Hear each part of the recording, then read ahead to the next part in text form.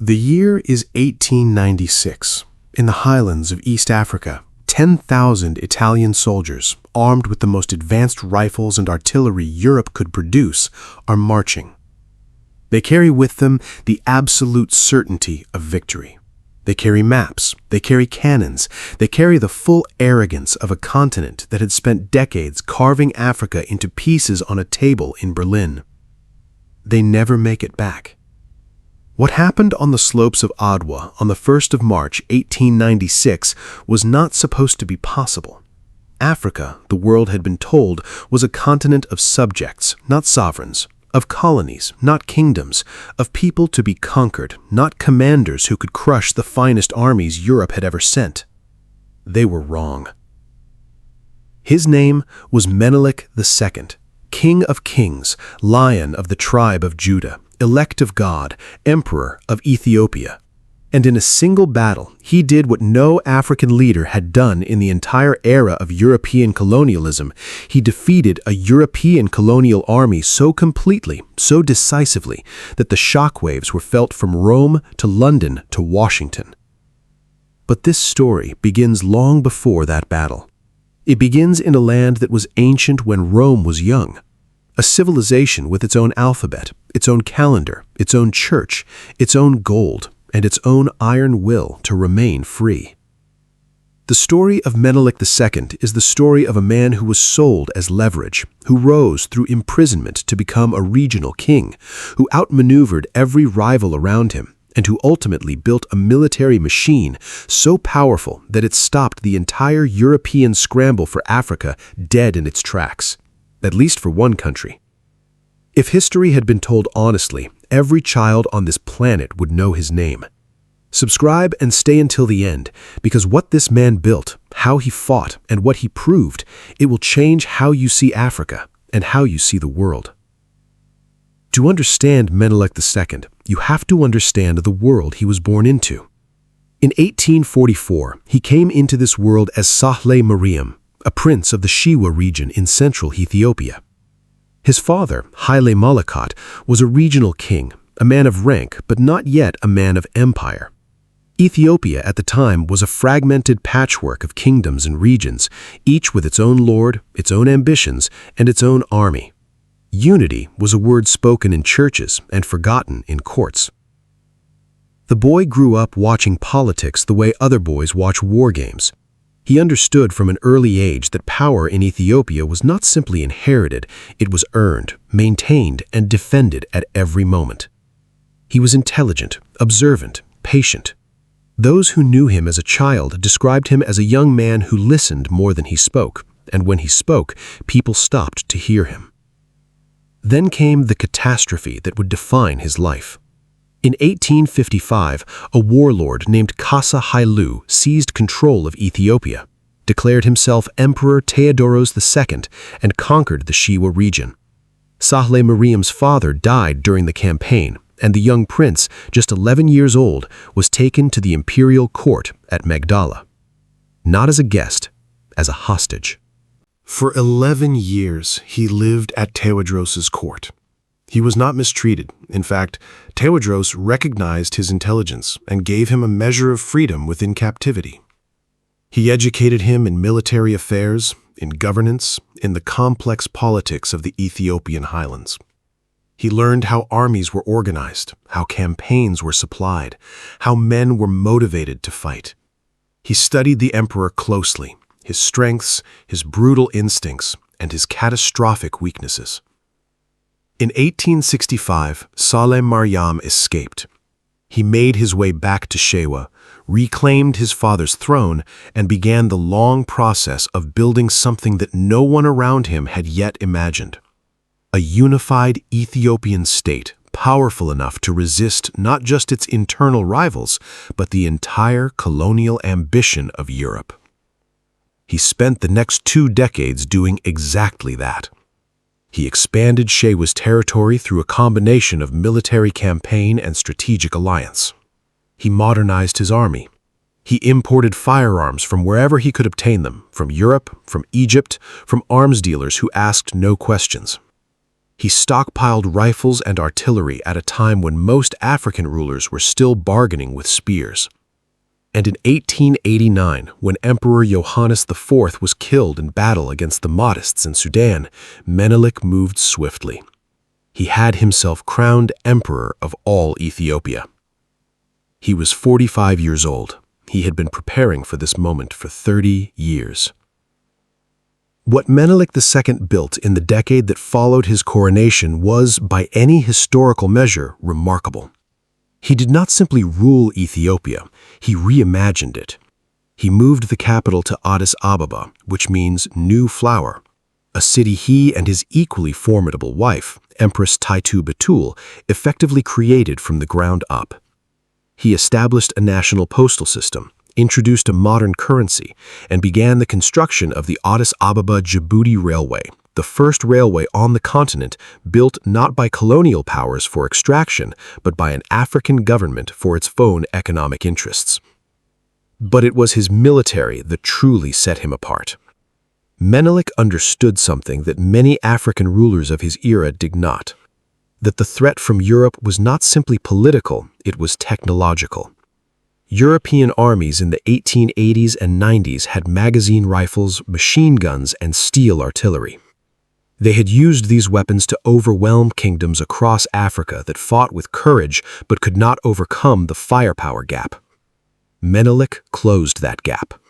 Through a combination of arms purchases, diplomatic maneuvering, and outright shrewd bargaining, he amassed an arsenal that was, by 1895, genuinely formidable.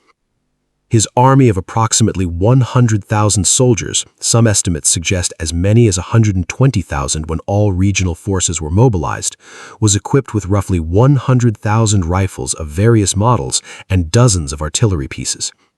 These were not hunting rifles. These were Remingtons, Winchesters, and French Gras rifles, military-grade, battle-tested. His military command structure was sophisticated. He had a central imperial force of well-trained professional soldiers supplemented by regional lords, the Ras, each commanding their own forces but loyal to the emperor. He understood logistics. He understood that an army that could not be fed and supplied could not fight. He built supply chains across the highland terrain of Ethiopia with the methodical patience of a man who had been thinking about this problem for decades. And then there was Empress Taitu Betul. History has a habit of sidelining the women who shaped it, but Taitu was a military commander in her own right. She led forces at Ottawa. She is documented in multiple historical accounts as one of the most important strategic minds of the entire campaign. Menelik did not go to war alone. He went to war with a partner who is his equal in intelligence and arguably his superior in stubbornness. Meanwhile, in Rome, the Italian government had signed a treaty with Menelik in 1889, the Treaty of Wuchale. Italy believed this treaty gave them a protectorate over Ethiopia. The Italian version of Article 17 stated that Ethiopia must conduct all foreign affairs through Italy. The Amharic version, the one Menelik had signed, said nothing of the kind. It merely said that Ethiopia could use Italian diplomatic channels if it wished to, not must, could. When Menelik discovered the discrepancy, he formally denounced the treaty. Italy, humiliated and furious, began preparing for war. The Italian military campaign against Ethiopia did not begin at Adwa. It began in a series of probing advances and engagements that stretched back to 1895, as Italian forces under General Oreste Baratieri pushed deeper into Ethiopian territory from their base in Eritrea to the north. The Italians had reason for confidence. They had modern weapons, they had professional soldiers, they had recently colonized Eritrea and Somalia with relative ease, and they had the general assumption, shared across European capitals, that African armies were simply not in the same category as European ones. The first serious test of that assumption came at the Battle of Amba Alaji in December 1895. Major Pietro Toselli led an Italian column of roughly 2,000 men into a mountain pass, where they were met by an Ethiopian force under Ras Mikhail, numbering in the tens of thousands. Toselli's column was surrounded and almost entirely destroyed. He himself was killed. The Italian government was shaken but not deterred. Rome sent more troops, more supplies, and General Baratieri received orders to restore Italian honor. A second disaster followed almost immediately. In January 1896, an Italian garrison at the fort of Mekelle was besieged by Ethiopian forces under Menelik himself. After a week-long siege that cut off the garrison's water supply, the Italian commander, Major Giuseppe Galliano, negotiated a surrender. Menelik, in a gesture that was both humane and strategically brilliant, allowed the Italian garrison to leave with their weapons and their dignity intact. He understood that magnanimity in victory was its own form of power, and he understood how he treated prisoners would be watched by the entire world. Back in Rome, the government was in crisis. Prime Minister Francesco Crispi sent a telegram to General Baratieri that was, in the language of its time, unambiguous. Italy could not afford another humiliation. Baratieri was told, in effect, that he needed to act or be replaced. The general, under political pressure and with a supply line that was beginning to strain on the cost of maintaining 60,000 men in the Ethiopian highlands, decided to move. He would strike Menelik's camp at Adwa before the Ethiopians could fully consolidate their position. It was the worst decision of his military career. The night of February 29, 1896, was cold and clear in the highlands north of Adwa. General Baratieri organized his forces into 4 columns under Generals Vittorio da Bormida, Vittorio Elena, Giuseppe Arimondi, and Giuseppe Albertone, and ordered them to advance through the mountain passes toward Menelik's encampment before dawn. The plan depended on 3 things: accurate maps, coordinated movement, and surprise. They had none of the 3. The Italian maps of the terrain around Adwa were catastrophically wrong. The mountain paths that the 4 columns were meant to travel were different from what the maps showed. As the columns advanced in darkness, they diverged from their intended routes. By dawn on March 1st, the Italian columns were separated from each other, spread across miles of rugged highland terrain, unable to support each other, unable to communicate effectively, and advancing blind into territory that Menelik's commanders knew intimately. Menelik had not been passive. He had intelligence. His network of scouts and local informants had been tracking Italian movements for weeks. He knew approximately where Baratieri's columns were. He knew they were separated, and he had spent the night positioning his forces on the high ground, in the gorges, on the ridge lines that commanded every approach. The battle that followed lasted approximately 6 hours. General Albertone's column, which had advanced the furthest, was the first to be enveloped. Ethiopian forces under Ras Mikael and Ras Mekonnen hit them from multiple directions simultaneously. Albertone himself was captured. His column was destroyed as a fighting unit.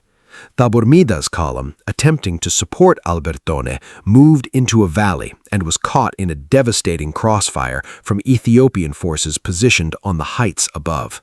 Tabormida was killed. His column collapsed. At the center, Arimondi's column was surrounded and overwhelmed. Elena's column, realizing the catastrophe unfolding around them, attempted to retreat and was pursued. The retreat became a rout. By noon, the Italian army at Adwa had ceased to exist as a coherent military force. Approximately 6,000 Italian and Eritrean soldiers under Italian command were killed. Another 1,500 were captured. Baratieri himself escaped with a shattered remnant of his force. It was the single most decisive defeat of a European colonial army by an African force in the entire history of the colonial era. In 1896, Italy formally recognized Ethiopian sovereignty in the Treaty of Addis Ababa. Ethiopia was the only African country to successfully defend its independence against European colonialism during the entire scramble for Africa. Here is the question that should trouble every person who was educated in a Western school system. Why don't you already know this story? The Battle of Adwa is not a minor historical footnote. It is one of the most consequential military engagements of the 19th century. It altered the political map of Africa. It inspired liberation movements from Jamaica to the United States to the Caribbean. Marcus Garvey invoked it. W.E.B. Du Bois wrote about it. The Rastafari movement in Jamaica made Menelik and Ethiopia central to its entire spiritual and political identity. African Americans in the 1890s and early 1900s followed the news from Adwa with profound emotion. Here, finally, was documented proof that the colonial narrative of African inferiority was a lie. And yet, for most people educated in European or American schools throughout the 20th century, it simply did not appear in the curriculum. The scramble for Africa was taught as a story of European expansion. The African response, resistance, strategy, victory, was edited out. What remained was a story of inevitability. Europe advanced, Africa received. That 100,000 African soldiers under African command, using modern weapons purchased and stockpiled through African diplomatic and economic strategy, destroyed a European army in open battle. That did not fit the narrative, and so the narrative discarded it. The preservation of this history fell to Ethiopian oral tradition, to Ethiopian Orthodox Church records, to a handful of European military historians who wrote about Adwa primarily as a cautionary tale of Italian incompetence rather than Ethiopian brilliance, and to African and African American scholars who understood what the victory meant and refused to let it be forgotten. In recent decades, the historical record has been more honestly examined. Scholars including Harold Marcus, Raymond Jonas, and numerous Ethiopian historians have produced detailed, rigorously researched accounts of Menelik's strategy, his arms procurement program, his diplomatic maneuvering, and the actual conduct of the battle at Adwa. The picture that emerges is not of a lucky African ambush against an overextended European force. It is of a methodical, brilliantly prepared national defense, the product of decades of strategic thinking by a man who saw the threat coming and spent his entire reign building the capacity to meet it. Go back to that image at the beginning. 10,000 Italian soldiers advancing through the Ethiopian highlands, certain of victory, carrying the full weight of European colonial arrogance on their rifles. What stopped them was not luck. It was not terrain. It was not Italian incompetence alone, though that was certainly present. What stopped them was a man who had spent his entire life preparing for this moment. A man who was taken hostage as a child and used the experience to study power from the inside. A man who understood that rifles mattered, that supply lines mattered, that alliances mattered, that the positioning of troops on a highland ridge in the dark hours before dawn mattered. A man whose wife stood beside him on that battlefield and commanded forces of her own. Menelik II died in 1913, having ruled Ethiopia for over 2 decades after Adwa. He expanded the country's territory to approximately its modern borders. He founded Addis Ababa, which remains the capital of Ethiopia and the seat of the African Union to this day. He is buried in the church of Bata Mariam in Addis Ababa, where Ethiopians still come to pay their respects. The Battle of Adwa is commemorated every year on March 1st as a national holiday in Ethiopia. It is also observed by Africans and people of African descent around the world as a symbol of what was always true, that Africa was never a blank page for others to write on. It was a continent of kingdoms, commanders, and civilizations that fought and sometimes won on their own terms. History did not erase Menelik II permanently. It only delayed him. Now you know his name. If this story deserved to be heard, share it with someone who has never heard it. Subscribe for more history they never taught you. The next chapter is even more extraordinary.